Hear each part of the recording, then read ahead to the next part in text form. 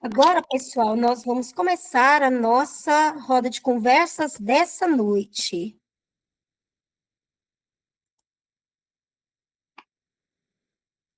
Muito obrigada a todos por estarem participando.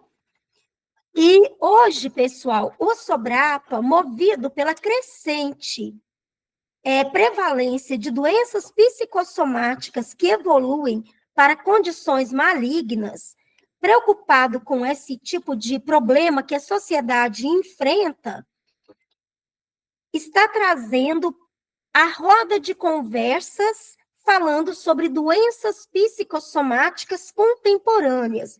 E é a respeito disso que eu, Cidelis Pinheiro, psicanalista clínica, Cris Margarite, que vai se apresentar, que também é psicanalista clínica, e Sônia, também psicanalista clínica, vamos falar essa noite.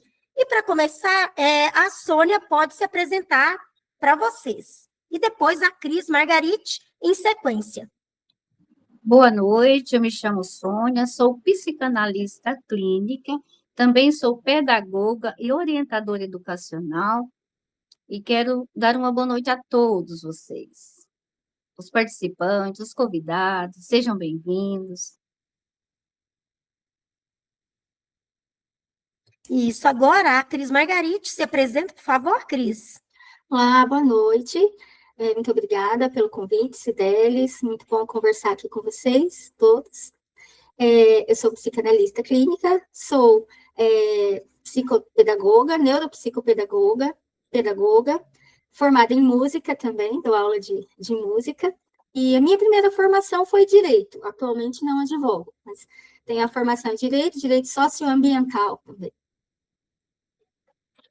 Muito bem.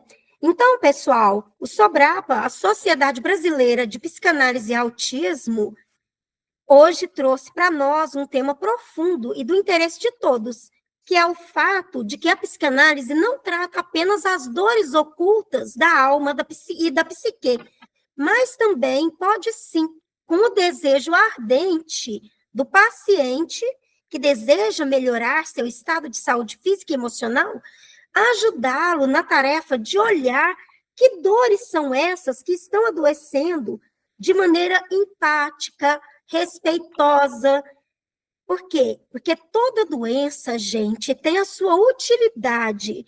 A utilidade de nos mostrar como nós estamos falhando em cuidar do ser que deve ser o mais precioso para nós, que é a gente mesmo. Porque como é que você cuida de outra pessoa se não estiver cuidando de si próprio, não é mesmo? Então, pessoal, falando aí a respeito de doenças psicossomáticas, você já sentiu que seu corpo adoeceu quando sua alma estava sobrecarregada ou silenciada? Muitos de nós já nos sentimos assim, com certeza. Na verdade, em algum momento, todos nós. Quando nós não conseguimos falar, existe ali alguma coisa que nós recalcamos, alguma coisa que nós não conseguimos ver.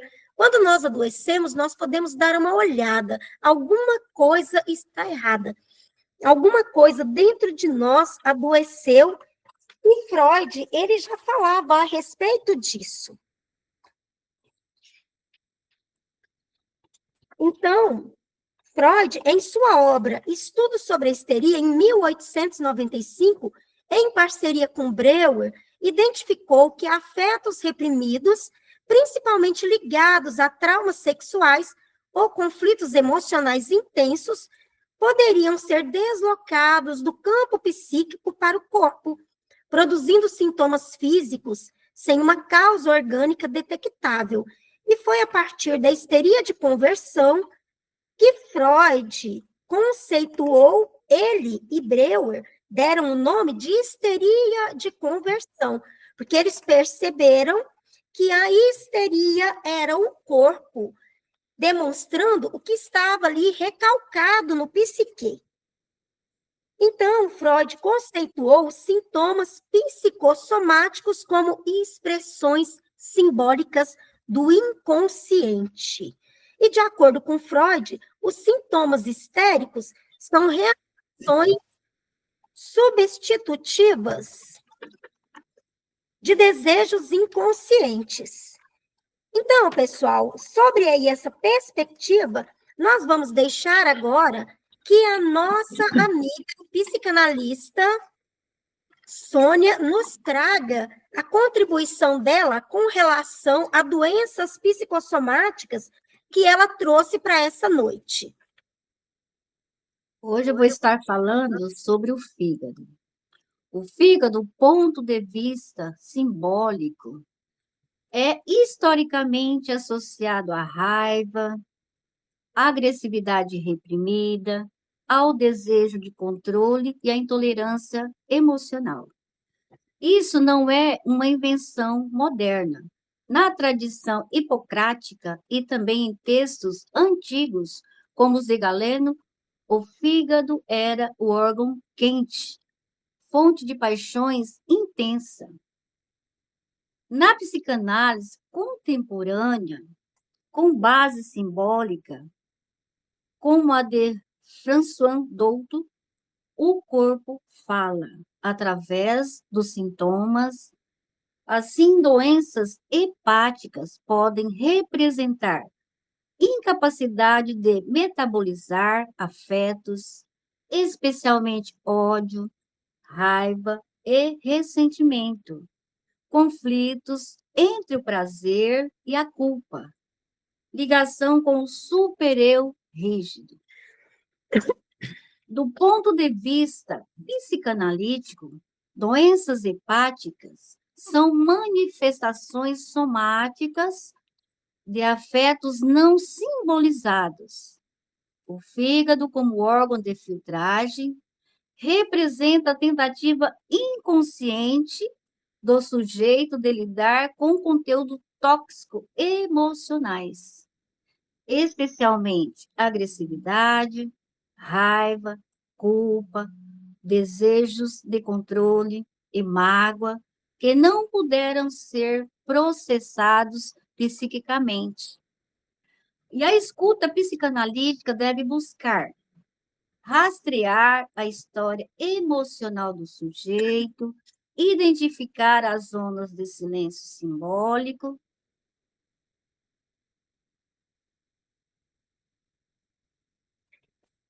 Então, muito obrigada, Sônia, pela sua contribuição, foi excelente. Agora, quem vai trazer para nós, depois da gente falar aqui mais um pouquinho, sobre que a psicanálise compreende que o corpo fala o que a psique não consegue simbolizar.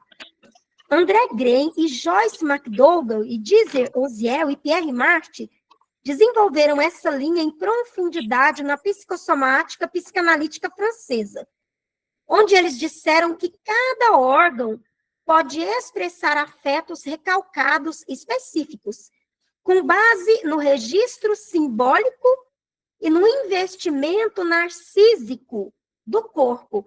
E com base aqui na clínica psicossomática criada por André Green, nós vamos agora passar a fala para a nossa psicanalista, Cris Margarite. Então, vou falar um pouquinho para vocês sobre o câncer de mama e a psicossomática na perspectiva psicanalítica.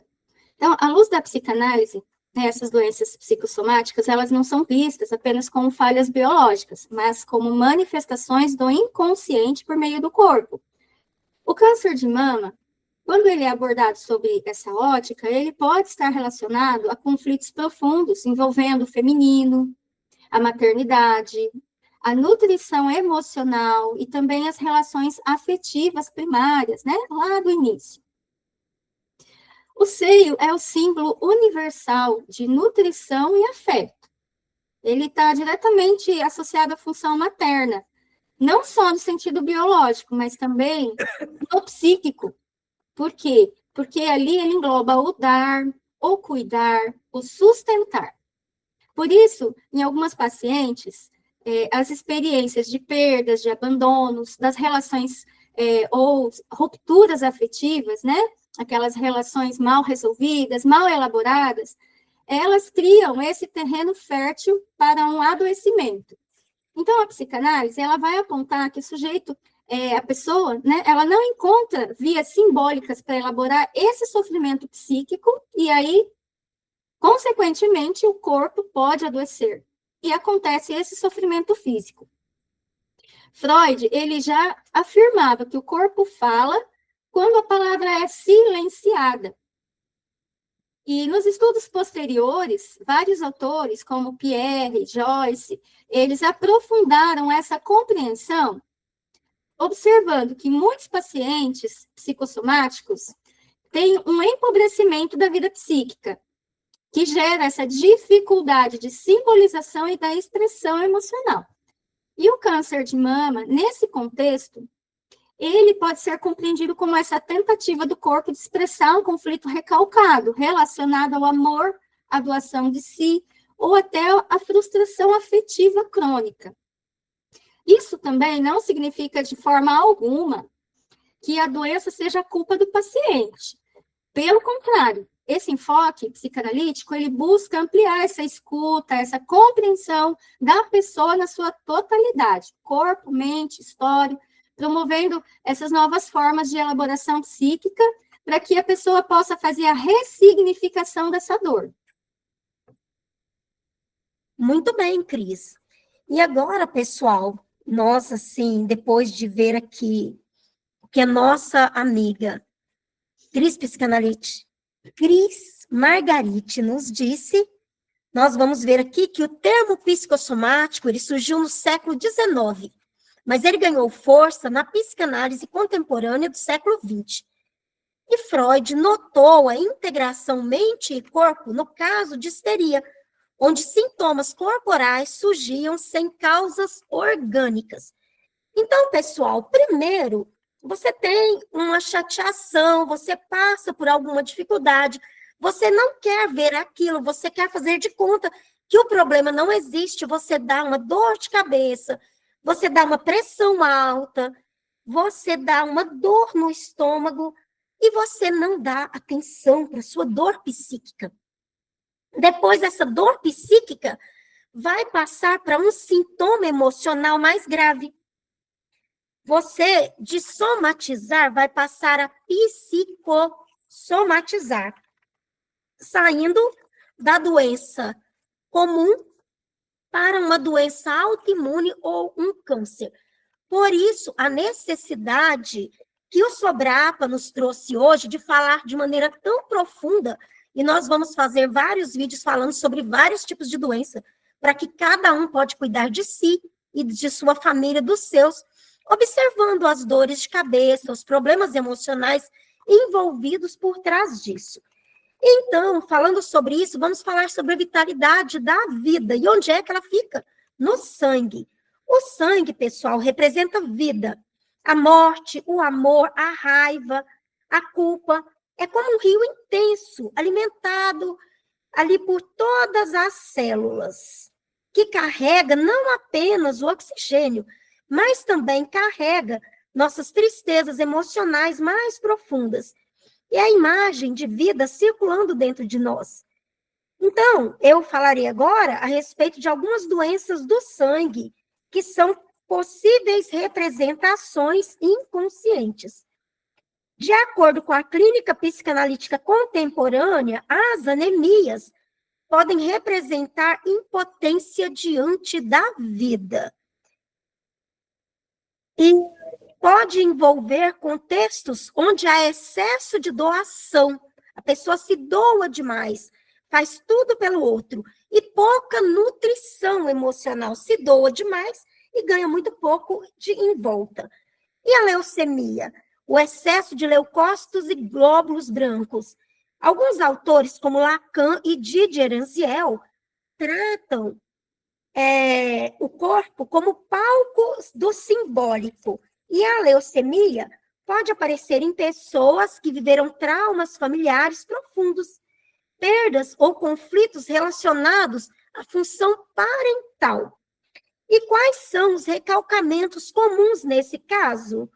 Então, no caso da leucemia, Os recalcamentos comuns são a raiva contra a figura materna ou paterna, que, na verdade, foi ali recalcada, a pessoa não sabe que teve essa raiva, ela não consegue perceber, está recalcado no inconsciente, essa dor não simbolizada, o luto não elaborado, a pessoa perdeu alguém, não consegue nem lembrar, e a culpa inconsciente, tanto por não proteger, não ter conseguido proteger alguém, ou por não ter sido protegido. Então, aqui nós vamos passar para a nossa próxima parte, e eu quero perguntar se alguém aí quer fazer alguma contribuição, quer fazer algum comentário antes para a gente.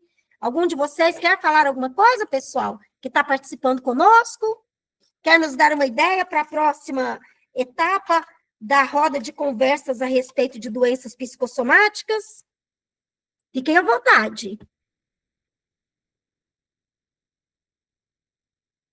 Bom, então nós vamos continuar aqui. Ah, espera aí, deixa eu ver. Alguém levantou a mão. Quem foi que levantou a mão? Quem levantou a mão, gente? Ângela. Ô, Ângela, fica à vontade, meu amor. Pode falar, linda. Com relação às doenças psicossomáticas, elas são derivadas de problemas emocionais. Mas existe uma lista que a gente possa definir com relação ao que são doenças, como essas doenças,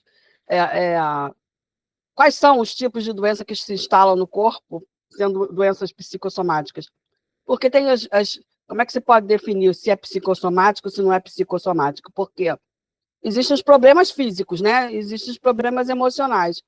Para você também tratar um problema físico, você tem que entender que era um problema emocional também, se tratando de ser psicossomático.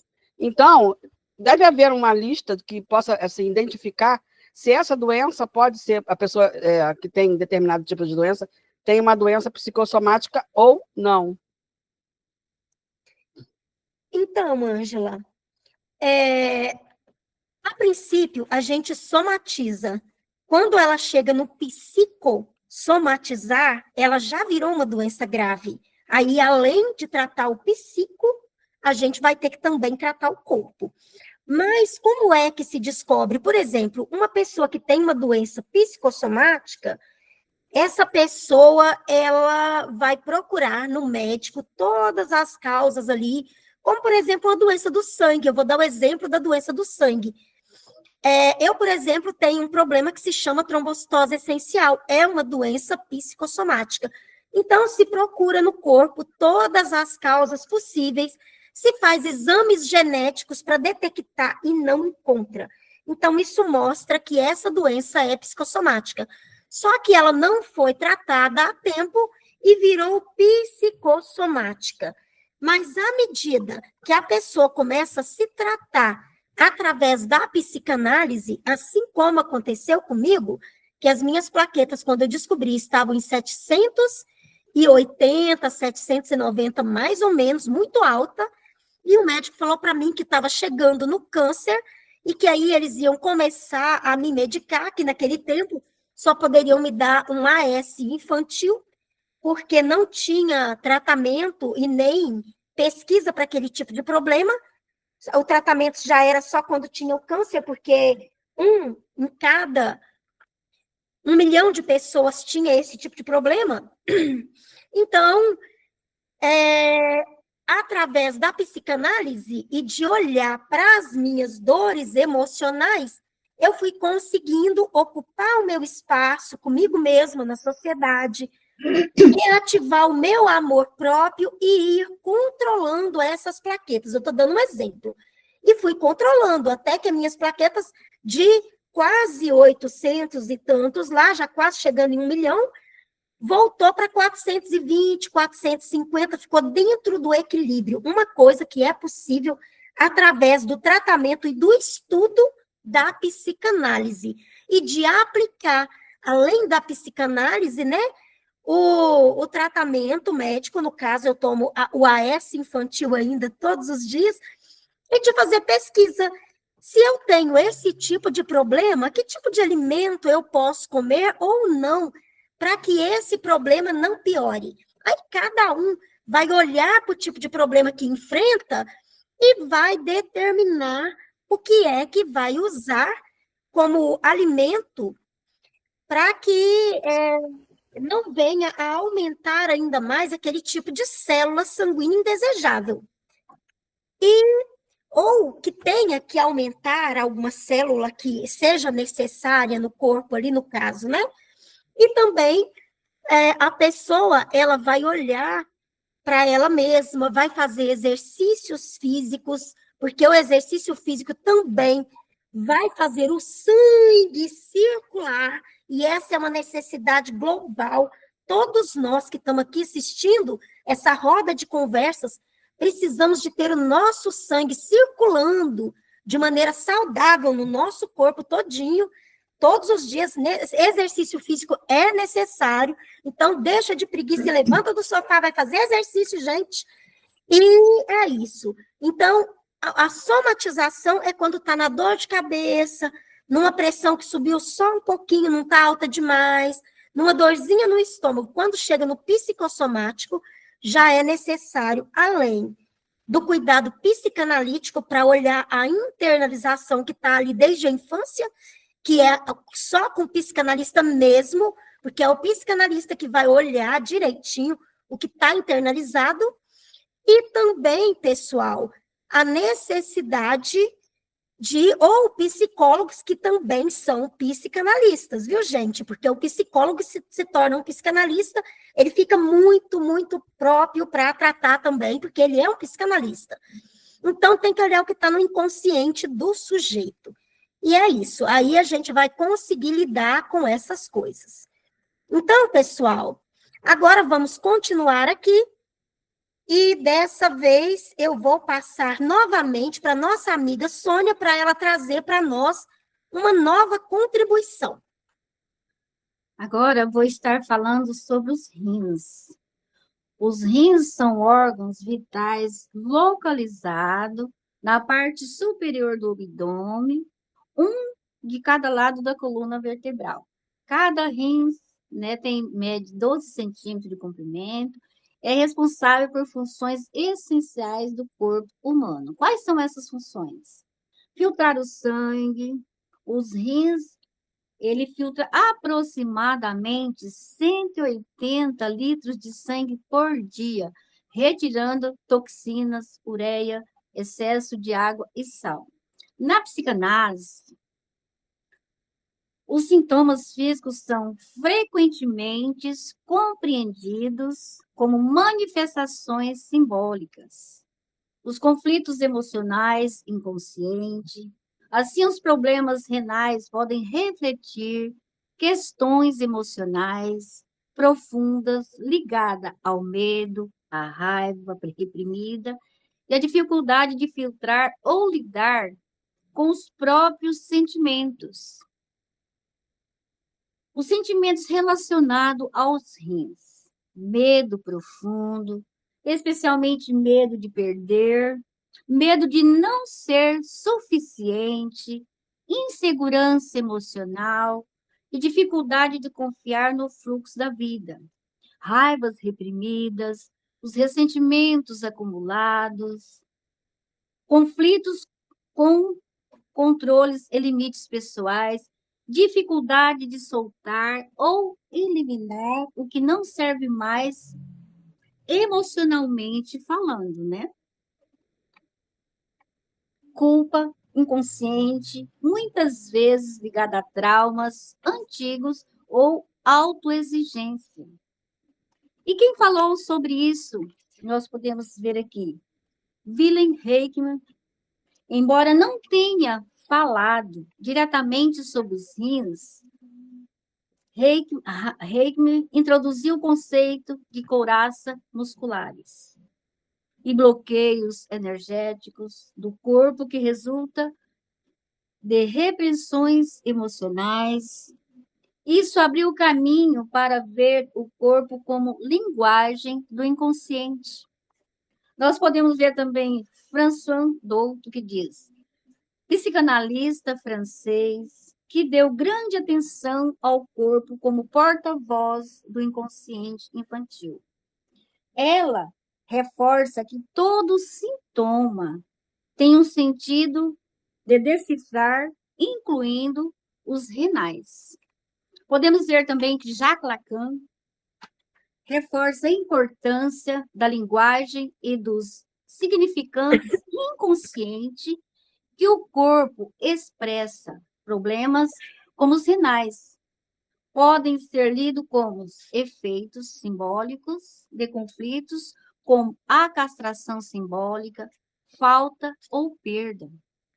Temos também Liz Borbon, autor do livro O Corpo Diz Ama-me, ainda que com linguagem mais holística que psicanalística, associa problemas renais e conflitos de autocrítica, medo de julgamento e decepções profundas. Temos também Cristina Cairo, com base em simbologia corporal e linguagem psicoemocional, relaciona os rins a relacionamentos ativos mal resolvidos e mágoas profundas. Podemos também que, do ponto de vista científico, né, os rins são mestre do equilíbrio interno, filtrando tudo que o corpo não precisa mais.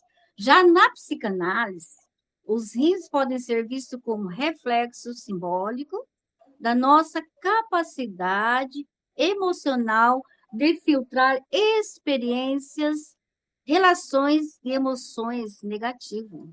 Ou seja, quando não conseguimos liberar o que nos intoxica emocionalmente, seja mágoa, medo ou frustrações, o corpo pode falar por meio dos rins, mostrando que algo está acumulado demais e que não está sendo processado adequadamente.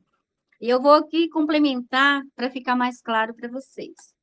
Vou contar a história de João. João era um homem que trabalhava numa fábrica, e ele precisava muito desse trabalho para cuidar do pai, da mãe, da sua esposa, dos seus filhos. E o chefe dele não era uma pessoa assim, bem que agradável. Tudo que ele fazia não estava bom, e ele falava, e ele ia guardando para ele, com medo, aquela insegurança de perder o trabalho se ele falasse. Passado certo tempo, João passou a ter problemas renais. Muito bem, muito obrigada, Sônia. Excelente essa história, porque assim complementa, né, para a gente, mais uma vez aí, o que nós estamos falando, para que as pessoas possam entender, né, que, os rins são o filtro das nossas emoções. Quando nós estamos com algum problema nos rins, é porque nós não estamos conseguindo filtrar alguma situação, nós estamos, como diria a nossa querida Cris Margarite, engolindo sapos. E falando isso, vamos passar para a Cris Margarite. Ok, mas antes de começar, eu queria dizer que eu vi alguém com a mão levantada. Com relação a alguma pergunta? Fica à vontade, José Aparecido. Sou eu. Boa noite a todos vocês, parabéns pela exposição da Cris e da Sônia. É muito interessante falar sobre isso, né? Mas a gente não pode esquecer de um detalhe, os traumas também, né? Traumas da infância, né? Crianças que são violentadas sexualmente, isso aí, esse trauma carrega para o resto da vida e se pode desenvolver doenças psicossomáticas, né? O estresse emocional, estresse, como foi citado pela Sônia, esse exemplo do trabalho do João, acontece isso. A gente trabalha, tem um chefe muito carrancudo, camarada cobra, isso desencadeia um processo estressante aí que pode redundar em doenças psicossomáticas. Inclusive de pele, né, José Aparecido? Porque a pele é a proteção da psique. Então, quando a pessoa é abusada sexualmente, muitas vezes ela vai ter problema de pele. Sim. Ela vai ter problemas que vão ser representados onde? Na proteção. Ela vai ter problemas ali com aquela proteção dela, que é a pele, e vai simbolizar de maneira, através da pele, o que ela não conseguiu falar. Exatamente. Muito obrigada pela contribuição, maravilhoso. Você não consegue... Eu vou te convidar para a nossa próxima roda de conversas, hein? Com certeza, com Quero certeza. contar com você, vai ser maravilhoso. Maravilha, eu topo, claro que topo. Ai, que coisa boa, já estou contando com você. E outra coisa, é verdade, às vezes assim, os pais não percebem essas modificações, essas transformações na pele da criança, não percebe, às vezes uma tosse, uma rouquidão, né? Uma tosse, uma rouquidão, um suador, alguma coisa que aparece, é sintomático isso. Se você for estudar a fundo, né, você vai perceber que tem algo ali atrás. Isso, se não for cuidado, muito bem já explicado por vocês, você vai ao médico, minha filha está com esse problema. Espera aí, mas você não fala que você bateu nela, que você bateu de tamanco, que o pai espancou a criança. Como é que fica isso, né? É problemático, é muito legal esse assunto. Nossa, isso aí dá um pano para manga.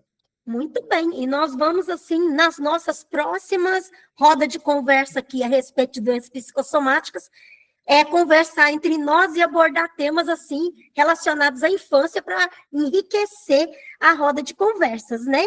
Maravilha. Mas agora, a Cris Margarite, por favor. Muito obrigada. Então, agora eu vou falar um pouquinho sobre o câncer no estômago.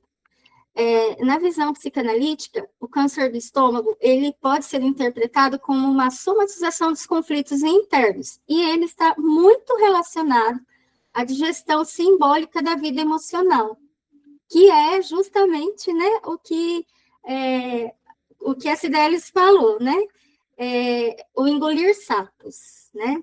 Então, quando o estômago, que é o órgão responsável para processar, para transformar o alimento, assume, né, esse papel simbólico na forma, assim, de que a pessoa digeriu as experiências, os afetos, os traumas, ali que manifesta a doença, né? E tem muitos relatos clínicos que indicam que as pessoas que têm esses distúrbios gástricos, elas apresentam dificuldades em lidar com emoções intensas, como raiva, mágoas, frustrações não faladas, não verbalizadas, né? Então, o que não é simbolizado ou nomeado, muitas vezes, ele fica retido no corpo, principalmente nas pessoas que têm dificuldades em transformar afetos em palavras, que não conseguem se expressar verbalmente, né? Fica guardando, ficam escondendo esses afetos. E a psicanálise entende que o funcionamento psicossomático está ligado aos mecanismos de defesa, como a recusa, a repressão, a negação, né? No caso do estômago, isso está relacionado com a incapacidade de engolir ou elaborar determinadas vivências traumáticas, exigências demasiadas, né, de outras pessoas, que é essa expressão, né? Isso está difícil de engolir, isso eu não consegui. Então, a doença, ela pode surgir como um protesto silencioso do corpo. Aí ela vai revelar esse esgotamento das capacidades psíquicas do enfrentamento. Então, ela não enfrenta, ela fica sempre guardando, né? E a escuta psicanalítica, ela vai tentar compreender não só esse sintoma físico, mas também a pessoa por trás dele. A história de vida, as perdas, os desejos não realizados, os medos, os afetos, tudo que ela não conseguiu digerir, né? E também, como dizia Winnicott, a doença, ela pode ser um pedido de ajuda, aonde faltaram as palavras, né? E dessa forma, então, o câncer de estômago, dentro dessa lógica, ele é visto, então, como uma expressão corporal desse conflito psíquico não resolvido. Por quê? Porque o corpo clama por escuta, por elaboração e por simbolização, né? Então, o corpo, ele fala aquilo que a boca cala. Então, quando nós não escutamos as nossas emoções, o corpo grita em forma de doença, né? Então, e daí adoece. Adoece. Assim como o câncer de mama, assim como o câncer de sangue, como o câncer dos rins, que nós vimos aqui, né, nessa riquíssima roda de conversa, né? Muito rico, tudo que foi falado aqui, as contribuições, né? Então, o importante é que a gente, aonde estiver, que nós sejamos pessoas que possam ajudar, né, os outros a se analisar, né? Então, se, por exemplo, quando ela falou da historinha, né? Como que nós podemos idealizar, por exemplo, né, uma historinha? Freud, ele citava o caso do homem dos lobos, ele chamava homem dos lobos. O estômago como conflito, né, como palco de conflito. E esse homem, ele sofria fortes dores abdominais. Ele tinha distúrbios digestivos crônicos, falta de apetite, sensação de peso, de náusea. E todos esses sintomas, eles apareciam sem explicações médicas conclusivas. Isso que a Cibeles explicou na pergunta da Ângela, né? Então, os médicos não encontram nada nos exames. Não tem outros indícios de doença física, digamos, né? Aí, o que aconteceu com esse homem, né, dos lobos? Ele começou a externalizar essa repressão que ele tinha, né? E o corpo, então, começou a processar o que a mente dele não conhecia, né? Não conseguia.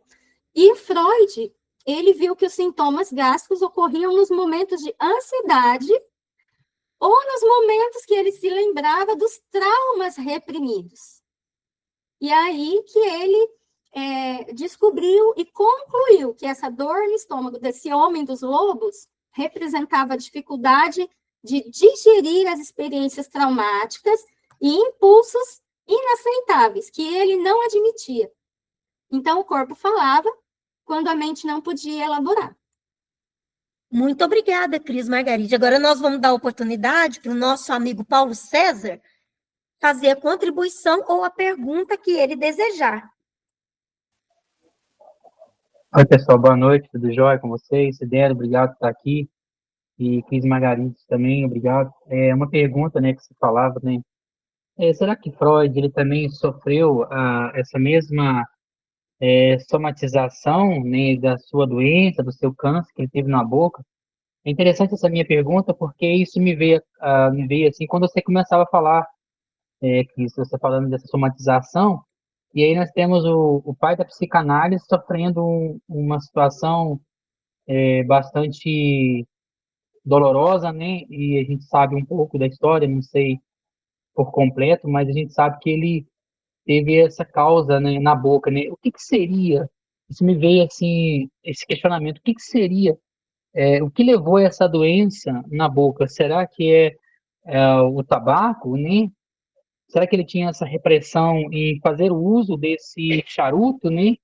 Como uma forma de trazer essa sensação, né, que ele vivia, que sofria. E como que seria essa clínica de Freud nesses tempos, já começando a psicanálise e ele vivendo desse mal? Eu fiquei assim com essa dúvida. Você tem alguma coisa assim para dizer sobre isso, Sidéris? Eu acho que é uma pergunta bem questionadora, né? Mas é muito interessante e realmente é bem legal. É muito bom fazer esse tipo de pergunta. Então, Freud, ele associava o ato de fumar não apenas a um vício oral, mas a um modo de prazer primário ligado à pulsão oral. Ele próprio escreve, com certo humor, uma carta para William Phillips. Devo confessar uma grande dependência do charuto, ao ponto de que, se me pedissem para abandoná-lo, eu me sentiria como um homem amputado.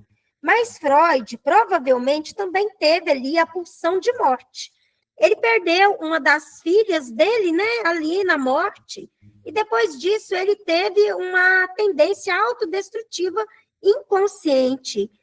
E E havia também ali no comportamento dele autodestrutivo, não apenas na teoria, mas um comportamento compulsivo, porque a pessoa sabe que ela fuma e está levando ela à destruição, uma autodestruição.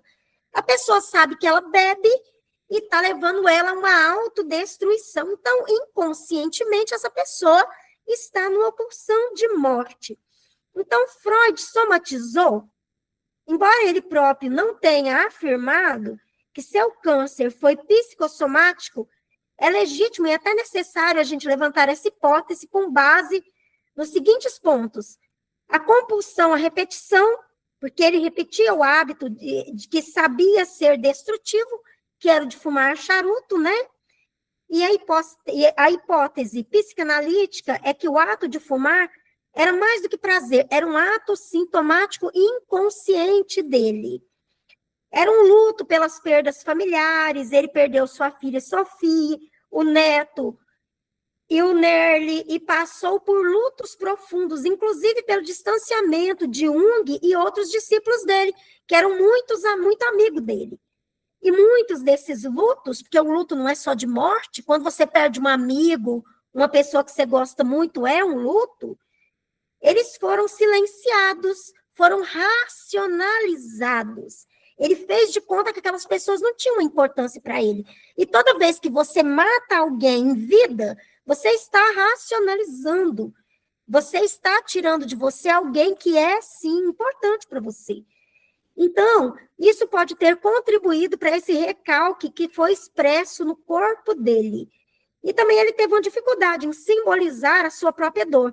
Ele foi um homem que ouviu dores alheias, mas pouco falou sobre as dores dele, né? Ele sofria em silêncio, inclusive nas últimas fases da doença, o que pode indicar uma barreira de simbolização do seu sofrimento pessoal.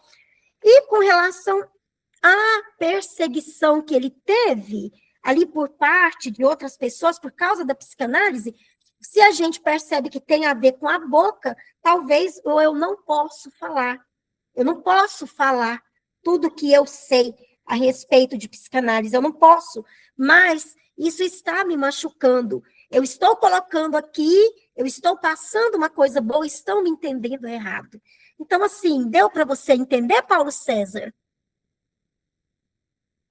Sim, com certeza, não, foi bastante claro. E é interessante que hoje nós somos pessoas, evoluímos numa parte, né, dessa compreensão, e tem muito pouca coisa dele, de análise deles, eu acho assim, acho que é um direito, né, porque eu acho que se a gente descobrisse, desvelasse tudo, não seria tão interessante, né. E tem uma parte que ele vai dizer assim, nós não somos senhores da nossa própria casa, né, então eu acho que isso afirma também essa mesma fala dele, dizer que essas coisas ele tem noção, mas ao mesmo tempo ele provoca e faz, né. Então, assim, para a gente olhando para isso, a gente percebe que é uma fraqueza dele, ou ele somatizou, ele teve essa parte, né? Que não cabe nós tentar interpretar isso, né, numa lógica, mas isso ele fez, então quer dizer que psicanálise é essa, né? Eu acho que, assim, pelo direito, pela consciência que ele nos deixou, acho que é melhor a gente ficar nesses parâmetros, né? Nem tudo a gente vai tentar compreender, porque nós estamos falando de um tempo bem diferente do nosso. Mas deu para me entender, sim, graças a Deus. Obrigado mesmo. Mas também, Paulo César, nos serve de exemplo de que todo Sim, também. psicanalista ele vai aprender sobre o outro, mas ele tem que cuidar da saúde psíquica dele. Ele tem que ter alguém Sim. que o ouça, que o entenda, que o interprete com paciência, amor, empatia, que seja carismático, que tenha assim aquele carinho, aquele jeito assim para ouvir com muita empatia, com muito respeito, né? Sim. Então, continuando aqui, pessoal, eu agora vou contar uma historinha rápida também, muito rápida mesmo, sobre a mulher de silêncios.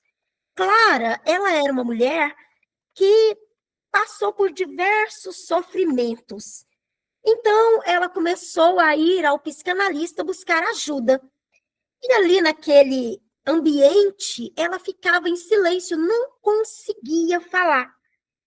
Então, ela foi 1 vez, 3 vezes, 6 vezes ao psicanalista e sempre calada. E ele deu para ela um caderno de desenho. E ela, às vezes, rabiscava um único risquinho, outro. Um dia ela desenhou um jardim. mas um jardim seco, que parecia de grama, mas grama seca. E o psicanalista perguntou para ela o que isso representa, e ela respondeu: silêncios. E aí, ela foi embora. E ali, naquela fala dela sobre o silêncio, se passaram mais algumas análises nas quais ela ficou calada. E ele pediu para ela ficar pensando a respeito daquele jardim que ela desenhou. Então, um dia, ela desenhou um brotinho ali no meio do jardim. E nesse brotinho, no meio do jardim, ela começou a ter umas mudanças, umas perspectivas diferentes, nas quais ela começou a fazer mudanças na vida. E quando ela trouxe aquele brotinho e o psicanalista perguntou o que ele representava, ela disse novamente que eram silêncios.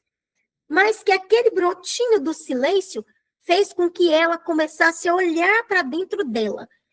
Então, muitas vezes, é preciso silenciar a alma para a gente ouvir o coração. Então, muitas vezes é preciso parar. Muitas vezes você trabalha, você corre muito, você não dá tempo de olhar para você. Quando você vê, você está com dores emocionais, você está sobrecarregado demais para lidar com as ansiedades da vida. Então, muitas vezes é preciso de silêncio para você olhar para o que está dentro do seu psique. Então, pessoal, continuando aqui, Franz Alexander, médico e psicanalista húngaro, o pai da medicina psicossomática moderna, identificou que emoções reprimidas, como desejos e agressividade, podem se manifestar no corpo, como, por exemplo, úlceras e hipertensão. E baseado nisso, nós vamos falar sobre os problemas na pele. Então, nós vamos abordar as doenças de pele que expressam de uma forma corporal sofrimentos psíquicos que estão enraizados e que não encontram simbolização no discurso verbal. A pele, enquanto órgão de contato com o mundo, é a fronteira entre o eu e o outro. E do ponto de vista psicodinâmico, doenças de pele como psoríase, dermatite utópica, urticária e vitiligo são manifestações simbólicas de conflitos internos recalcados, ligados à vergonha, à humilhação, à raiva reprimida, à sensação de abandono ou ao desejo de ser tocado e reconhecido. No caso da psoríase, está ligada a sentimentos de autodepreciação e uma defesa contra a invasão do outro. O que mostra, pessoal, a gente cuidar daquele tal do nosso quadrado. Você está deixando o outro ocupar o seu quadrado? Cada um tem o seu espaço. Você está ocupando o seu? Então, pessoal, no caso da psoríase, está ligada a sentimentos de autodepreciação e uma defesa contra a invasão do outro, né? E quando se repete, as lesões podem simbolizar uma tentativa de trocar de identidade. No caso da dermatite, que acontece muito com crianças, pode ser a reação ao ambiente familiar que está estressante. As mães deprimidas, as mães que não cuidam, não são responsáveis. Então, essa coceira, ela pode simbolizar o desejo de ser acolhido, tocado e reconhecido. E o vitiligo, pessoal? O vitiligo também tem uma representação. O desejo de apagar a identidade tem a ver ali, o que é que foi recalcado nesse caso do vitiligo? O que foi recalcado foi a rejeição que a pessoa sofreu, o que foi recalcado foi a discriminação que aquela pessoa sofreu e recalcou, não teve coragem de lutar contra. E também o luto não elaborado, que tanto pode ser de morte, pode ser de separação, um pai que abandonou a mãe, uma mãe que abandonou a família, um luto mesmo por morte, e também uma perda de um emprego, uma coisa assim, pode vir o vitiligo. Ou seja, essas doenças de pele representam a falha na simbolização. O corpo passa a ser o porta-voz das angústias reprimidas. Como o nosso amigo José Aparecido de Siqueira comentou com a gente no início, muitas vezes abusos sexuais, a nossa pele vai falar. Por quê? Porque a pele é a proteção. É através, se você não se sentiu protegido, você pode ter problemas de pele. Então, é preciso, se é problema de pele, olhar o que é que você recalcou ali, que está te dando esse problema de pele. Então, pessoal, em algum momento, nós nos sentimos desprotegidos, e a pele é onde se escreve um indizível, fazendo com que o sintoma seja direto, bruto e corporal. Então, pessoal, aqui, eu vou passar aqui a última fala. Você já sentiu que seu corpo adoeceu quando sua alma estava sobrecarregada ou silenciada? Olha para você, olha para dentro de você, olha direitinho para você. Pensa. E se você quiser falar alguma coisa aqui agora a respeito disso, pode contribuir, pode falar, pode passar para nós.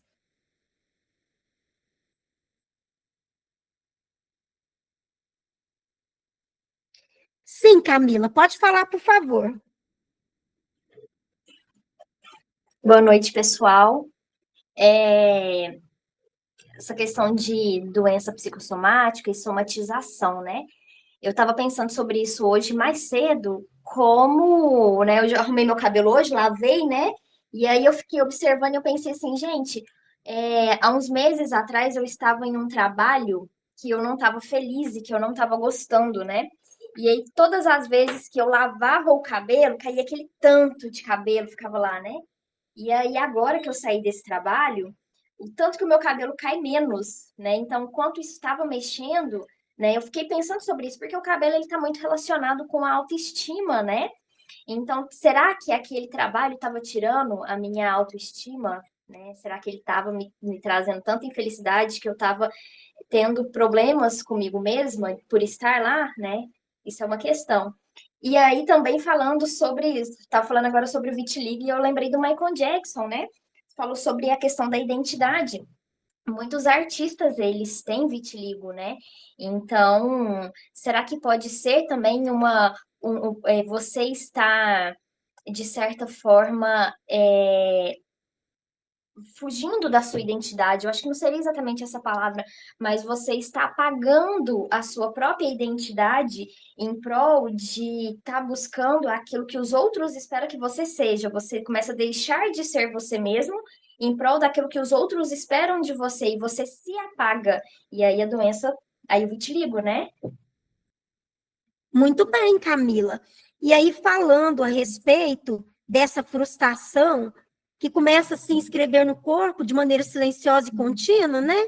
O estresse, ele ativa o eixo hipotálamo e hipófise adrenal, e com isso há um aumento de cortisol e adrenalina, o que compromete, né, funções metabólicas, imunológicas e cutâneas, inclusive o ciclo do folículo piloso do cabelo, né?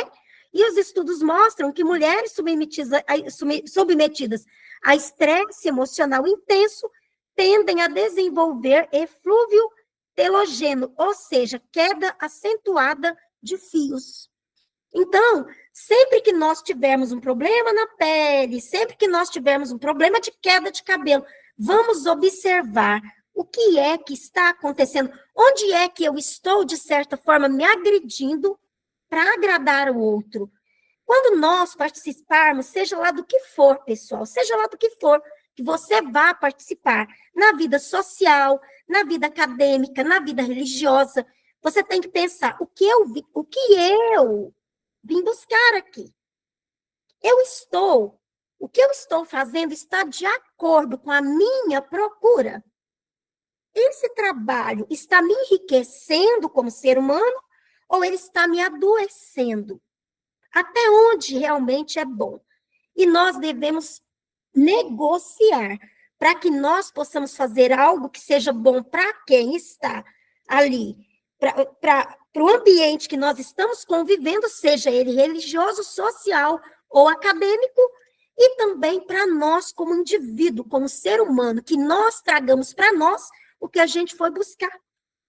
É isso que nos dá saúde. Cada um tem que fazer o que gosta. E, enquanto isso, nós temos que fazer essa procura e ocupar o nosso espaço pedindo para as pessoas que elas nos dêem o espaço que nós merecemos de acordo com o nosso trabalho, com o nosso desejo e com a nossa busca.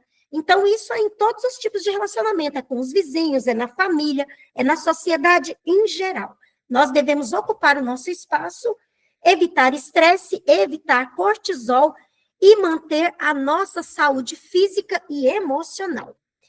E, pessoal, agora eu vou pedir para que as meninas, elas se despeçam, né?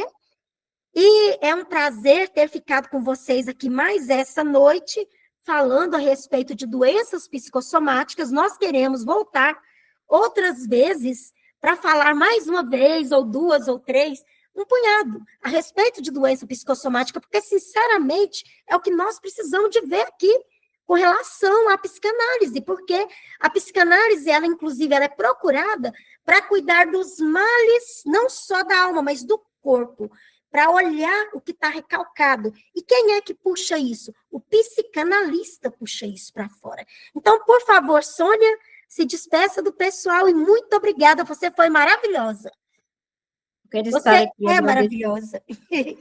Eu quero estar aqui agradecendo a psicanalista Cibele pelo convite, por essa oportunidade, a nossa companheira, né, da mesa, nós participamos dessa roda de conversa, agradecer a todos os participantes e desejar uma boa noite a todos.